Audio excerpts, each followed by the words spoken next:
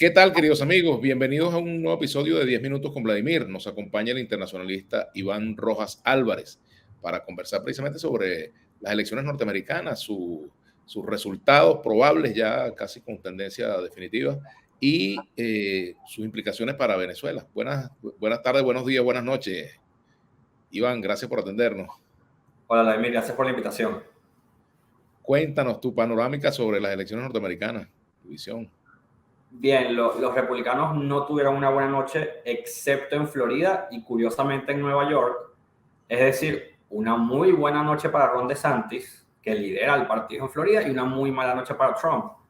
Muchos candidatos en el país les fue muy mal y la lógica que está teniéndose tras bambalinas es que eran malos candidatos que perdieron elecciones que pudieron haber sido ganadas. En Pensilvania, por ejemplo, donde el candidato demócrata tuvo un accidente de salud, estuvo recuperándose, no hizo campaña como debería, todavía está recuperando la capacidad del habla correctamente y aún así ganó, porque el candidato republicano era débil. O incluso candidatos que ganaron, como en Ohio, Trump ganó por Ohio por más de 10 puntos y este candidato estuvo ahí relativamente cerca, no tan cerrado, pero no debería haberle costado tanto. Entonces, ese es el takeaway, como dicen los estadounidenses, más importante. Podríamos decir, Iván, disculpa, que Donald Trump fue el gran derrotado de estas elecciones. Totalmente. Digamos, hace 6 meses era impensable decir, bueno, los republicanos deberían irse deshaciendo de Trump como figura. No impensable lo externo, pero impensable lo interno. Porque muchos políticos republicanos fueron muy pragmáticos en pensar, a mí no me agrada Trump en lo personal, pero si voy en contra de él, me va a ir muy mal a lo interno del partido. Tiene mucho poder en las bases, tiene mucho poder en ciertos estados. Entonces, sencillamente se plegaron. Y ahora, por primera vez, prácticamente desde 2016, ven, bueno, Trump parece ser más un problema de lo que es un beneficio. Sí, todavía su base de apoyo más cerrada está totalmente con él y tiene un fervor casi latinoamericano, diría yo, por su figura, pero ya se demostró que eso no es suficiente para ganar y más bien puede ser una carga que te lleva a perder. Incluso pudiéramos decir también, Iván, que el resultado en la Florida, donde Ron DeSantis gana con amplia ventaja, donde se consolida como líder del republicanismo allí en la Florida y con proyección nacional, es una mala noticia para Trump, ese triunfo tan amplio de DeSantis, por supuesto. En el último año se veía que DeSantis era probablemente el rival más creíble que tenía Trump de cara a unas primarias, pero ahora no solo es un rival creíble, es un rival que muchos van a ver que quizás tiene mayor electabilidad porque no tiene el equipaje detrás de una presidencia, es más joven, tiene más energía, tiene mucho mejor control de su discurso, pero tiene también muchos de los elementos que a la gente le gustaron de Trump, que es ese golpe hacia el sistema, ese enfoque en lo que ya se llama ya la guerra cultural. Entonces es como Trump sin los defectos de Trump. Además que, bueno, la forma en que se ha convertido Florida de un estado péndulo, como le dicen, a prácticamente a un estado de verdad rojo, ha sido algo muy interesante. No solo por los republicanos, los demócratas también han contribuido mucho en ese sentido. Claro. Ahora, también una eventual candidatura de DeSantis pone en aprietos al Partido Demócrata porque los ponen a decidir si continúa Biden o no. Si Biden es una figura ya tan envejecida frente a un candidato con ese empuje, eso implicaría que ellos tendrían que buscar un candidato que le pueda hacer frente con éxito, ¿no? En el papel.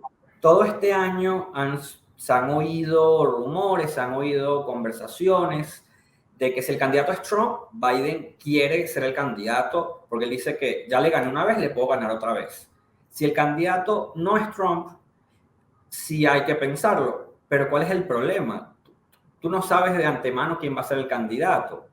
Y como es el presidente, normalmente las primarias de un presidente que está en ejercicio son prácticamente simbólicas. Claro. Se lanza alguna persona al ruedo Para sin mucha legitimarlo. oportunidad y nada más. Si tú quieres organizar unas primarias competitivas, tú tienes que saber de inmediato que el presidente no se va a lanzar. Entonces, hay que tomar decisiones en este momento del lado demócrata. Vamos a presumir que DeSantis es suficientemente fuerte como para vencer a Trump y por eso necesitamos un candidato más joven y luego vendrá otro hipotético aún más. ¿Quién es ese candidato? Porque en la élite del partido y en algunos en la base, lo lógico sería, bueno, Kamala es la vicepresidenta, que se lance como presidenta. Y eso no podría, por lo menos para mí, ser la mejor opción. Ella ya se lanzó como precandidata en las últimas primarias y le fue muy mal. Hay que hacer énfasis en que ella era senadora del estado más grande del país y cosas que a los demócratas les interesa mucho, el hecho que es mujer, que es una minoría racial, todo Claro. esto para ellos importa y nada de eso se tradujo en votos. Entonces, no cometer como el mismo error que con Hillary. Todos sabían que Hillary tenía muchos defectos porque los republicanos tenían años detrás de ella tratando de afectar su reputación, pero ya se había decidido que ella era la elegida. Y bueno, y eso fue lo que pasó. Ahora, volviendo un poco al tema que planteamos inicialmente sobre las implicaciones más allá de los Estados Unidos, el caso Venezuela, por ejemplo, esto puede modificar en algo estos resultados que ya se están viendo, puede modificar en algo la política de Estados Unidos hacia Venezuela, por ejemplo, frente a los migrantes, frente al gobierno de Nicolás Maduro. Siento que no de forma estructural. Digamos, hay un consenso en ambos partidos sobre Venezuela, por lo menos en el núcleo de los partidos. Digamos, hay radicales en ambos que tienen una visión un poco más aislacionista de Estados Unidos, pero sobre todo en el Senado hay un consenso muy grande.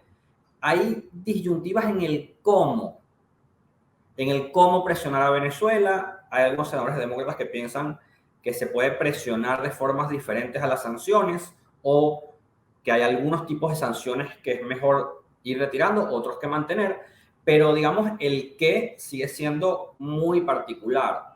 Estados Unidos tiene, y esta es una continuidad de la política de Trump, la idea de que el gobierno venezolano necesita tomar lo que ellos llaman pasos reales y concretos. Creo que en algún momento Abrams lo llamó así.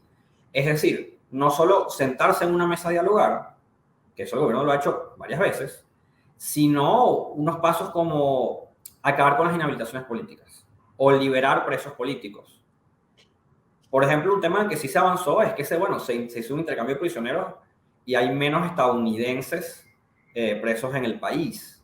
Eso los estadounidenses lo tratan muy diferente a un preso político venezolano. Son dos temas que no se deberían mezclar en el discurso.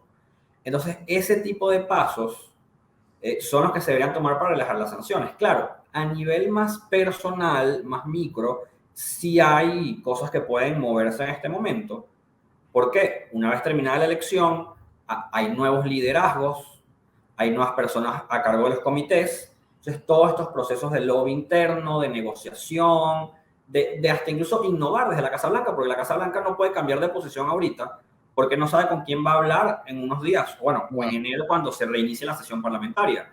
Entonces, en ese sentido, sí es el momento de modificar algunas formas, pero siento que el fondo no va a cambiar demasiado. Con respecto al gobierno interino, que ya nos queda un minutico y algo, ¿se puede esperar algún cambio en la postura de Estados Unidos? Es muy curioso porque hay como un toma y dame entre el gobierno interino de Estados Unidos que no se ve, pero existe, porque en algún momento se dijo, bueno, que el gobierno interino ya podía cerrar su ciclo, pero eso implicaría que Estados Unidos apoyó a ese sector de la oposición, apoyó a esa coalición opositora, pero esa coalición opositora no se ha mantenido representativa de la mayoría, incluso dentro de los propios miembros de esa coalición. Entonces el problema que tiene Estados Unidos es que no siempre sabe con quién hablar y no sabe si con quien está hablando tiene toda la legitimidad dentro de los propios opositores y la sociedad venezolana. Eso es muy complicado. En la medida que la oposición sea un bloque más sólido, Estados Unidos tiene más fácil apoyar y tomar decisiones. Ojo, y no solo Estados Unidos, cualquier país que quiera tener un impacto positivo en el tema venezolano. Ahora, fíjate, finalmente está muy lejos todavía el momento en que veamos una embajada de Estados Unidos en Venezuela y la embajada de Venezuela en Washington reabiertas. Siento que no es imposible. El embajador Story ha mencionado que le encantaría reabrir la embajada, pero no, siento que todavía no están las condiciones. falta, es que hay mucha desconfianza. Es así de sencillo. Y el gobierno de Estados Unidos ha tenido en el pasado problemas precisamente con sus embajadas, con sus sedes diplomáticas, han sido atacadas en algún momento. Entonces, mientras no haya un mínimo de confianza, es muy difícil que ellos pongan a su personal a riesgo de esa forma. Bueno, te agradezco mucho, Iván, por habernos acompañado en estos 10 minutos. Muchas gracias. Agradecido contigo por la invitación. Y a la audiencia también nuestro agradecimiento. Será hasta la próxima.